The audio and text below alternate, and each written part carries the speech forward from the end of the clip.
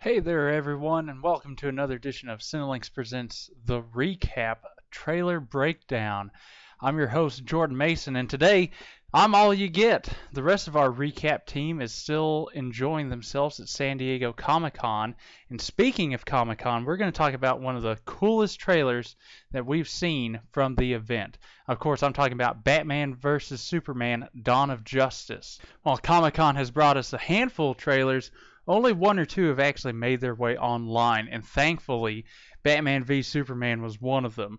This, of course, was the huge highlight of San Diego Comic-Con. Many people were looking forward to seeing what Warner Brothers was bringing to the event, and they did not disappoint. And soon after their panel ended, they released a trailer online, and it was pretty amazing, and more importantly, it was filled with a bunch of new information and little details that we can pick away at. So let's go ahead and take a look. Today is a day for truth.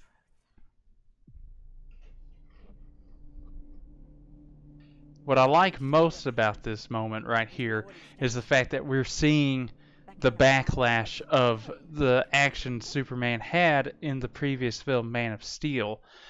You get to see how the world is now reacting to him in a less than positive fashion. We saw picketers out there protesting him, and he shows up calmly and ready to face the country, which is an interesting perspective for superheroes. Because up until recently, we haven't really seen things in superhero movies where we're seeing them held accountable for their actions. We've not seen them responsible for things. Normally they save the day and everybody's happy, but now we're seeing backlash from that. More importantly, this is where we get into some interesting action where we see Ben Affleck's Bruce Wayne as he's witnessing the final climactic battle from Man of Steel. We actually see his perspective on the battle between Superman and General Zod, which is really, really neat to see. We can see it from a different perspective and see how he reacts to it. And then, of course, we see him holding someone. We don't know who that person is, and then we see the Wayne Enterprises sign there in the background that's fallen down. So obviously he's responding to something in his own building, and obviously he's not having a very positive reaction to Superman at this point. Now let's pause it here, mostly because I'm very curious to see what this is about. We don't know who wrote this. It looks like he just received this letter. It's obviously handwritten. Many people said this is possibly Joker writing the letter, but at this point we don't know what the Joker's up to in this world, so we're not sure. But obviously the letter has a very strong impact on Bruce Wayne here as he looks up and looks very upset by this letter. But it's a very interesting little tidbit to see. We hear the same voiceover from Alfred that we heard in the previous trailer, and then we get our first real look at him too, as he's apparently talking with Bruce Wayne, probably trying to talk him out of it, as we see other things later on in this trailer that appears as Alfred is once again trying to be the voice of reason with what's going on here. If you look carefully there in the background, looks like they're probably in the Batcave, and you see a monitor there, but it also looks like that's possibly Superman on the monitor. So perhaps they're watching security camera footage or stuff like that, trying to figure out and learn more about Superman. Now we learn a little bit more about Batman. They're talking about him being a vigilante and some of the stuff he's done in the past. And obviously it's something Clark Kent, Superman's alter ego, is interested in writing for at the Daily Planet. But of course we see the return of Perry, and he doesn't seem like he's interested in that kind of story.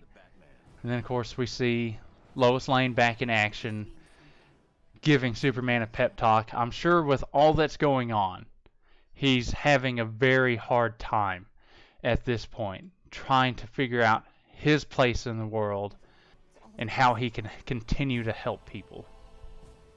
What's interesting here is that once again, as has always happened in the comics, and one of the things I love about this trailer is we see Superman trying to talk to his adopted mother about things that are going on, and she's giving him advice.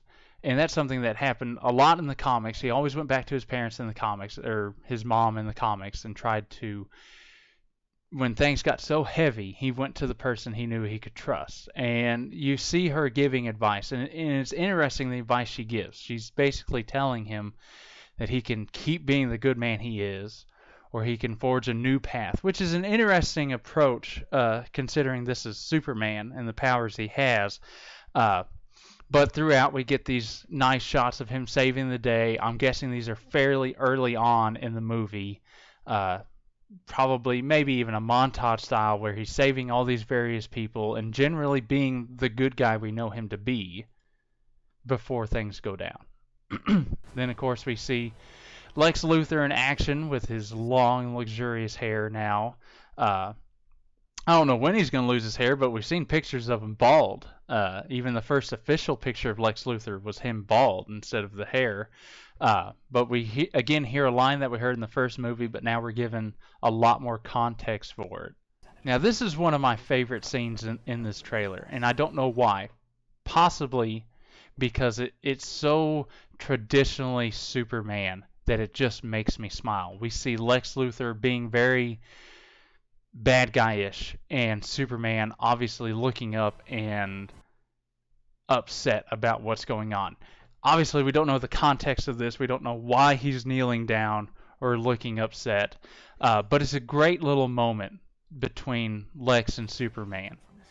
Oh, and then the big reveal here of General Zod. Obviously General Zod died in the last film, and there had been rumors in the past that General Zod's body would somehow come into play in the story. The reports are that Lex Luthor has General Zod's body, and he is using it for research purposes, trying to use his body and anatomy to figure out a way to defeat Superman or compete with Superman, to develop armor from him, just stuff about Kryptonians in general. And this shot from the trailer seems to confirm that that is the case. Now, as far as other rumors go, there are rumors that Lex Luthor uses General Zod's body to create Doomsday, who is supposedly the bad guy, the main bad guy in the film, who will eventually bring Batman and Superman together on the same side. We don't know that for sure. We don't see any other hints of Doomsday in this trailer, but we do get the confirmation that General Zod, or his body, will have some part in this film. Here's the other huge Easter egg in this trailer. We see Robin's suit. This is Robin's suit. If you look up at the top of the suit, you can see the R. And then you see, of course, the Joker handwriting. And it's a very interesting Easter egg, because we've heard reports that one of the key aspects in Batman's past in this movie, because remember, he's an older Batman. It's been a while for him since he's been in the suit, that this Robin suit may be part of why it's been so long for him. The reports are that, like in the comics, Joker has killed one of the Robins. We don't know if it's Jason Todd or Tim Drake. We don't know which version of Robin they're going to go with, but we can see clearly that this is Robin's suit, and something bad has happened to Robin at this point. And it's just a nice little Easter egg. This is where we hear about how long it's been. We hear Bruce Wayne talk about how it's been 20 years in Gotham. So that gives a rough estimate for us of how long he's been doing things and operating as Batman. Not so much how long it's been since he's really donned the cape and cowl and done something, but it gives us a good idea of what's going on, how long he's been at this. This would, of course, be Bruce Wayne's dad in a flashback to when his dad and mom were murdered outside the theater, and a young Bruce Wayne. This is our first real money shot of Wonder Woman Gal Gadot in action. Now, we've seen pictures of her. Of course, we saw her costume earlier this week at Comic-Con on display, and we had pictures of that with her shield and sword and all that stuff. But this is our first time of seeing her in action doing something, and it looks pretty amazing. I remember when the first time I watched this trailer, when they released it online, this was the moment where I screamed out loud and went, "Oh man, this is so exciting." Now this upcoming series of shots are very interesting and very different. We see who looks to be Batman in some sort of post-apocalyptic type setting. He's wearing a trench coat, a mask over his Batman cowl, regular looking pants. We see soldiers with Superman patches on their arms. And of course, they're trying to tackle and take down Batman. Obviously, we don't know what any of that is in reference to.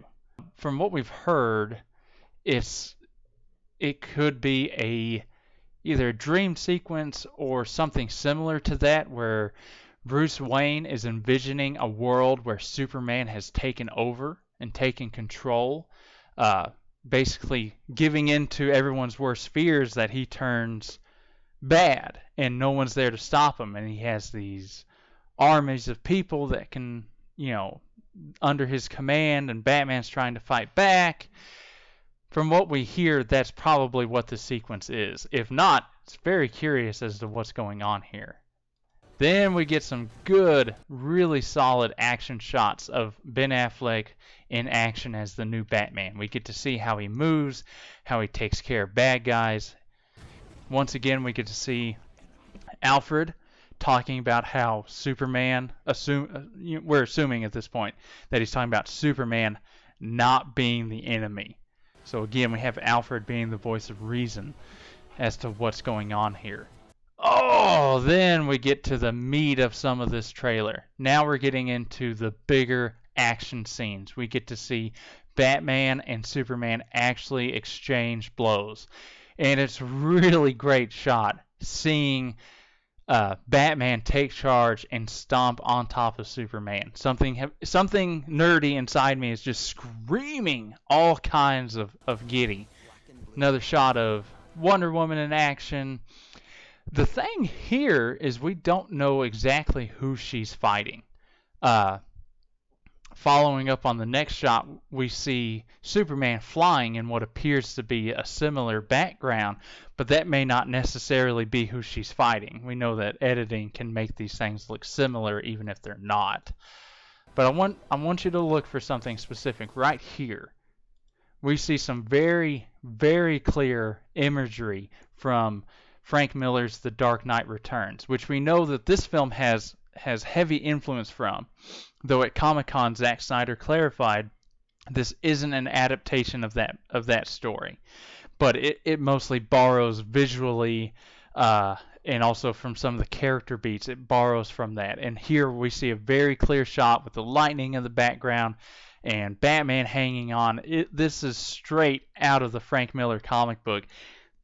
And it's just kind of a cool shot for fans. As far as the scene goes in general, it's really cool to see how he's fighting against Superman. He's obviously trying to dodge the laser blast. Then, of course, we have Lex Luthor again talking about God versus man and all these things. And we get a hint of his motive here. We already know Lex Luthor doesn't like Superman. We know that from the lore and stuff like that. While we don't know his specific reasons in this movie, we get hints of it here.